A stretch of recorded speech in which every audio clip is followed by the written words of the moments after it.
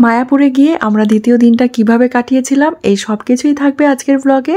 আপনারা আমার সাথে থেকে পুরো ব্লগটা দেখতে থাকুন।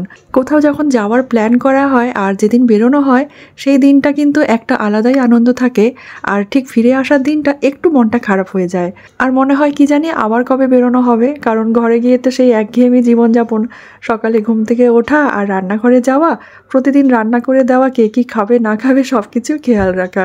তো এই সব কিছুর মাঝখানে মাঝে মধ্যে 2-3 দিনের জন্য একটু বাইরে যাওয়াটাও কিন্তু খুবই জরুরি।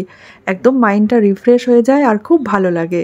তো যাই হোক, এই যে আজকে আমি আর ছন্দা দুজনে সেম শাড়ি পরেছি। সেম বলতে আমরা দুজনেই আর কি একটু সাদা লালের মধ্যে শাড়ি পরার চেষ্টা করেছি।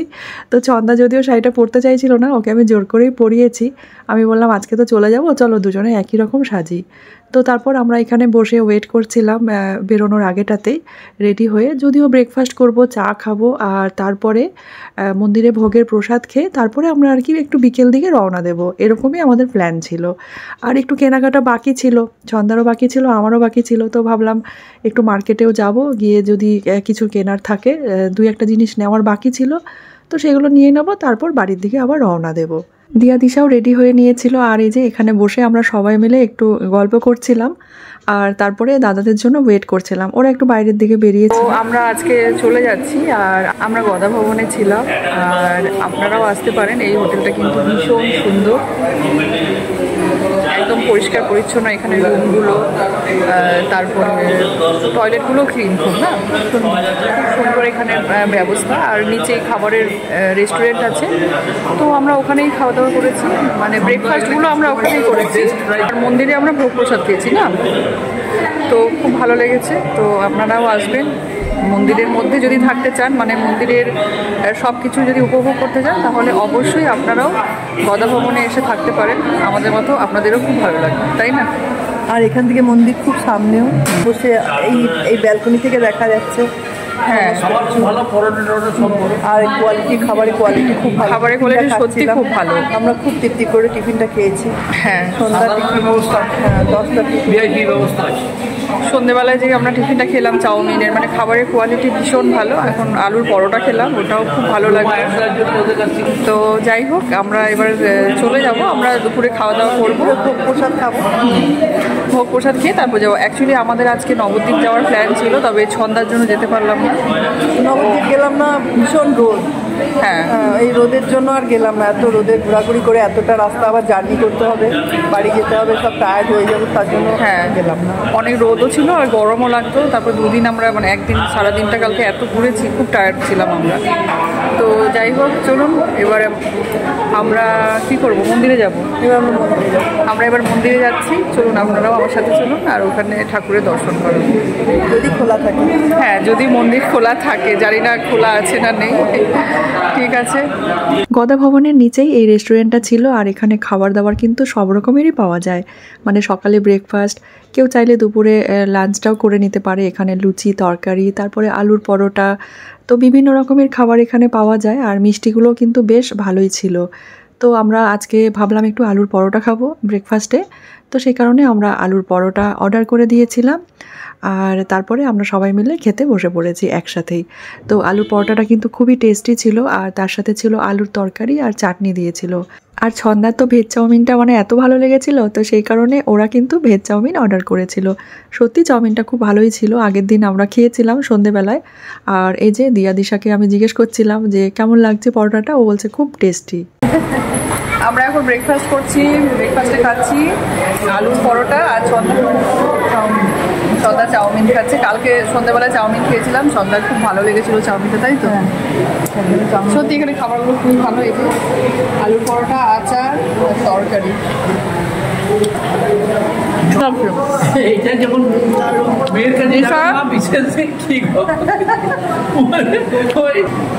খাবারগুলো খুব টেস্টি, পরোটাটা খুব ভালো লাগছে, বেশ ঝাল ঝাল,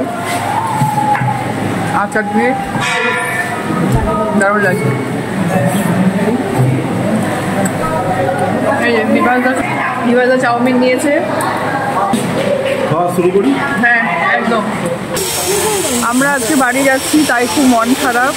এই যে সন্ধ্যারও খুব মন খারাপ, তাই তো? সন্ধ্যাকে কত সুন্দর লাগছে, শাড়িটাও পরছিল না, আমি জোর জবরদস্তি ওকে শাড়িটা পরা করিয়েছি, সুন্দর লাগছে। দুজনেই শাড়ি পরেছি আজকে আমরা। আর এবার একটু চা খাবো, তারপর একটু ঘোরাঘুরি করে তাও চলে যাবো নাকি? তারপর বাড়ি বেরিয়ে যাবো, জানি না আবার কবে আসা হবে। তবে আমরা খুব আনন্দ করলাম, খুব ভালো লাগলো এবার ঘুরে। দেখি আমাদের নেক্সট প্রোগ্রাম কী আছে, দাদারা বলতে পারবে। চলুন চা খেতে খেতে আবার কথা বলছি আপনাদের সাথে। ব্রেকফাস্ট করে নেওয়ার পর আমরা আবার একটু বেরিয়ে পড়লাম, আর আমাদের একটু কেনাকাটা বাকি থেকে গেছিলো। ওই যা হয় আর কি, মানে আগের দিন এত ক্লান্ত হয়ে গেছিলাম বাজারে ঘুরে ঘুরে, আর কমপ্লিট করতে পারিনি। তো আজকে মানে সেই দিনটা আর কি আরও 2-3টে শাড়ি আমাদের নেওয়ার ছিল, তো সেই কারণে আমরা আবার মার্কেটের দিকে একটু হেঁটে হেঁটে যাচ্ছিলাম। তো একটু চাও খাবো ভাবছিলাম, কারণ যেখানে আমরা মানে ব্রেকফাস্ট করছিলাম ওখানে চাটা পাওয়া যায় না, তো সেই কারণে আবার বাইরে বেরিয়ে আমাদেরকে চাটা খেতে হচ্ছিল। তো আমি আর ছন্দা আবার ওখান থেকে বেরিয়ে সোজা চলে গেলাম বাজারে। দিয়াদিশাও সাথে ছিল, আর দাদারা সব এদিক ওদিক ছিল, ওরা আমাদের সাথে বাজারে ঘুরছিল না খুব একটা। মায়াপুর এসেছি মন্দিরে, আর এক ফ্যামিলি ফলোয়ারের সাথে দেখা, ও থাকে আমি তো সবসময় তোমাদেরকে দেখি, আর তোমাদের মানে কি বলবো, তোমার মার রান্না, তোমার মার সব কিছু আমার ভালো লাগে। এমনকি তোমাদের দুই বোনকে তো আরও বিশেষ করে খুব ভালো লাগে। আর কি বলবো, তোমাদের পুরোনো ঘর থেকে নতুন আগের ঘরটাও খুব সুন্দর ছিল, এখন যে আছে এখানে সেটাও খুব ভালো লাগে আমার। আর তোমাদের ছোট হলেও খুব সুন্দর, আর তোমাদের ঠাকুরের সিংহাসনটা আমার খুব পছন্দ হয়েছে, তো আমিও ওরকম করে পেয়েছি, তো আমিও ভাবছি যে আমি ওরকমই করবো। আচ্ছা, এই তোমাদেরটা ঠিক আছে, ভালো থাকবে। আমরা এই দোকানটাতেই সব কেনাকাটা করছিলাম। এই যে দিশা বসেছিল বাইরে চেয়ারে, আর এখানে কিন্তু বিভিন্ন রকমের শাড়ি, তারপরে গোপী ড্রেস, কুর্তি, টপ সব কিছুই পাওয়া যায়। তো শাড়ির কোয়ালিটিগুলো খুবই ভালো ছিল, ড্রেসের কোয়ালিটিও সব ভালো ছিল। তো এখান থেকেই নিয়েছিলাম গোপী ড্রেসগুলো। আর এই যে আপনাদের সাথে একটু শেয়ার করে নিচ্ছি আমি সেদিন কী কী গোপী ড্রেস কিনেছিলাম। তো এই যে দিয়া দিশার জন্য ক্রিম কালার, আর পাটটা ছিল মেরুন কালার, একটা বোধহয় এটা রেড, আর একটু পিঙ্ক টাইপের ছিল আর একটা। তো এই কালারেরই কিনেছিলাম গোপী ড্রেসগুলো। আর এই গোপী ড্রেসটা কিনেছিলাম ঝিলিকের জন্য, ঝিলিক মানে দাদার মেয়ের জন্য। তিনজনেরই গোপী ড্রেসটা একদম একই কিনেছিলাম। আর এই পাঞ্জাবিটা ছন্দা কিনে দিয়েছিল দাদার নাতির জন্য, বেশ সুন্দর পাঞ্জাবিটা, ধুতি আর পাঞ্জাবির সেট। আর এই শাড়িগুলো 3টে কিনেছিলাম, একটা আমার জন্য আর 2টো বৌদিদের জন্য। তো শাড়িগুলোর নাম আমি ঠিক জানি না কি নাম বলেছিল দোকান থেকে, শাড়িগুলো বেশ আমার পছন্দ হয়েছিল। আর এই আকাশি কালারের শাড়িটা দিয়া আমাকে আর ছন্দাকে সেম কালারের 2টো কিনে দিয়েছিল। আর একটা শাড়ি আমি অরেঞ্জ কালারের কিনেছিলাম, আমি একজনকে গিফট করব বলে। যাই হোক, আবার এখান থেকে বেরিয়ে গেছিলাম আমরা।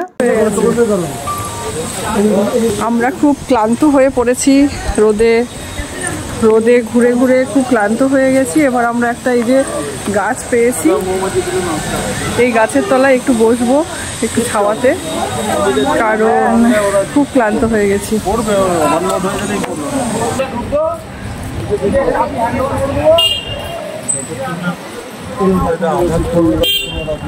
আমাদের ঘোরা কমপ্লিট হয়ে গেছিলো, আর একটু মন্দিরেও ঢুকেছিলাম, সেখানে একটু আরতি দেখলাম, ঠাকুর প্রণাম করে একেবারে চলে গেছিলাম ভোগের ঘরে। তো এই যে ভোগের প্রসাদ নিয়ে বসে পড়েছিলাম খেতে। এখানে ছিল ভাত, তারপরে মুগের ডাল, চানা মশলা ছিল, রুটিটা আমি যদিও নিইনি, আর ফুলকপি পনির দিয়ে একটা সবজি ছিল, তার সাথে ছিল পায়েস। আর এই ভোগ প্রসাদটার মানে কুপনটা আমরা কেটেছিলাম 80 টাকা করে। যাই হোক, সবাই মিলে একসাথে বসে প্রসাদ খেয়ে নিলাম, আর প্রসাদ খেয়ে তারপরে আবার বেরিয়ে পড়লাম ওখান থেকে। কিছুক্ষণ একটু বসে রেস্ট করব, তারপরেই আর কি বেরোবো, কারণ একদম খেয়ে উঠে আর গরম গরম ছিল খাবারগুলো, খুব খেয়ে তো আর বেরোতে পারবো না। আমাদের ভোগ খাওয়া হয়ে গেছে। সন্ধ্যা আজকে কেমন লাগলো খাবারটা? খুব ভালো লাগলো। রুমার একটু মন খারাপ, সন্ধ্যার খুব মন খারাপ, যেতে ইচ্ছা করছে না, সন্ধ্যা খুব কান্নাকাটি করছে। এই যে দেখতে পাচ্ছি, আমরা নবদ্বীপটা দেখতে পারলে ভালো হতো, বলো? সত্যি তাই, রোদের জন্য। আমাদের ঘোরা সমাপ্ত, এখানে একটু রেস্ট নিয়ে বেরোবো। হ্যাঁ, সুন্দর ঘুরলাম আমরা, দুদিন খুব মজা করলাম। এখনকার মতন সমাপ্ত, কিন্তু সমাপ্ত নয়। আর ভোগ প্রসাদ পরে বলছি। ভোগের প্রসাদ খুব ভালো খেলাম আমরা, তাই না? আবার কবে আসবো? প্রসাদ খুব ভালো খেয়েছি, ঘোরাঘুরি খুব ভালো করেছি, আবার আসবো আমরা, সেটা সারপ্রাইজ দেবো। আর এখানে এসে আমার অনেক বন্ধুদের সাথেও দেখা হয়েছে, ফেসবুক ফ্যামিলির সদস্যদের সাথে দেখাও হয়েছে। বাকিরা কই? বাকিরা সবাই আসছে, ওয়াশরুম গেছে সবাই। আমরা একটু রেস্ট নেবো, বসে একটু রেস্ট করে তারপরে আমরা রওনা দেবো। ঠিক আছে চলুন। রুমার একটু মন খারাপ, আজকে চলে যেতে হচ্ছে। একটু না, অনেক মন খারাপ, ভাল লাগছে না, খুব ভালো এখানে কাটালাম। ঠিক আছে চলুন, আবার গাড়িতে উঠে কথা বলবো আপনাদের সাথে। হরে কৃষ্ণা। হরে কৃষ্ণা। মায়াপুরে এসে বেশ 2 দিন বেশ আনন্দেই কাটালাম। আর এত ভালো লাগছিল, কখন যে সময়গুলো পেরিয়ে যাচ্ছিল, মানে সকালে ঘুমের থেকে ওঠার পর কখন যে আবার রাতে শোয়ার টাইম হয়ে যাচ্ছে কিচ্ছু বুঝতে পারিনি। এত আনন্দ করেছি, সারা দিনটা ঘুরেছি আর ক্লান্তও হয়ে পড়েছিলাম খুব। মানে হেঁটে হেঁটে ওখান থেকে মন্দিরে যাচ্ছি, মন্দির থেকে আবার মানে গঙ্গার ঘাটে যাচ্ছি, স্নান করছি, তারপরে বিকেলবেলায় ঘুরতে গেছি। সত্যি খুব আনন্দে কাটিয়েছি। ছন্দার সাথে আমি এই কথাটাই বলছিলাম যে আবার যেন আসতে পারি, মানে এরকম করে যখনই ছুটি ছাটা থাকবে, একদম স্কুল ছুটি থাকবে, তারপরে মেয়েদের পড়াশোনা সব কিছু ম্যানেজ করে মাঝে মধ্যে এরকম করে 2 দিনের জন্য আমরা বেরিয়েই পড়বো।